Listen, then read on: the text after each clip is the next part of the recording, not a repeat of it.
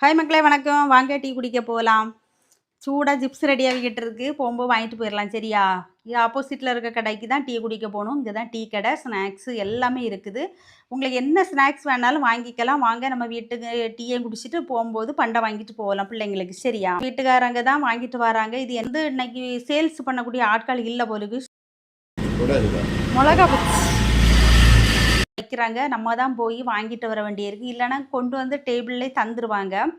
அந்த லீவா இருக்கும்னு நினைக்கிறேன். ஃபேன் கூட போடலை. எங்கள் வீட்டுக்காரங்க கிட்ட ரொம்ப ஏங்க எங்கே பாருங்க மிளகா இலையோட இருக்கு. இருக்குப்பா ஃபேன் சுவிட்சை போடுங்க. நிவிய தேடிக்கிட்டே தெரிஞ்சாவா கடைசி வரைக்கும் ஃபேன் சுவிட்சே இல்லை. ஓகே பஜ்ஜி வந்து அதில் வந்து ஒரு மிளகாயிலோட இலை இருந்து இங்கே தூக்கி காமிச்சு அது கடையில் அது கீழே விழுந்து எங்கள் வீட்டுக்காரங்க கிட்ட திட்டு வாங்கி நீ ஒரு பொருளையும் ஒழுங்காக திங்க மாட்டா கீழே போட்டு உருட்டி பெரட்டி தான் தின்னுவோம் அப்படின்னு திட்டுனாங்க.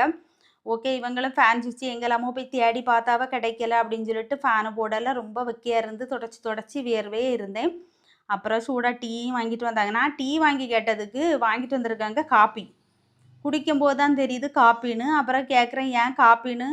அது அது அப்படிங்கிறாங்க இருந்துகிட்ட மாதிரி. நீ என்ன பண்ணுறது காப்பியா என்ன டீயா என்ன சூடாக குடிப்போம் அப்படின்னு சொல்லிட்டு குடிச்சாச்சு. பிள்ளைக்கு பப்ஸ் எல்லாம் வாங்கிட்டு வீட்டுக்கு வந்தாச்சு. எங்கள் ஊர் சைடில் ஒரு பழமொழி சொல்லுவாங்க, பட்டி காட்டா முட்டாய் கடையை முறைச்சி பார்த்தான்னு. நம்ம என்னத்தான் வீட்டில் ஸ்வீட்டு வாங்கி சாப்பிட்டாலும் செய்து சாப்பிட்டாலும் கடைகளுக்கு போகும்போது அதை கொஞ்சம் வித்தியாசமாக தான் பார்ப்போம். தேன் மிட்டாய் பார்த்தீங்களா கொஞ்சம் கலர் கம்மியாட்டு சேர்த்துருக்குறாங்க. பார்க்கறதுக்கே சூப்பராக இருந்து. எனக்கு இந்த தேன் மிட்டாய் சின்ன பிள்ளையில நல்லா பிடிக்கும். இப்பவும் வாங்கி கொடுத்தா தின்னுவேன், ஆனால் வாங்கி தரல.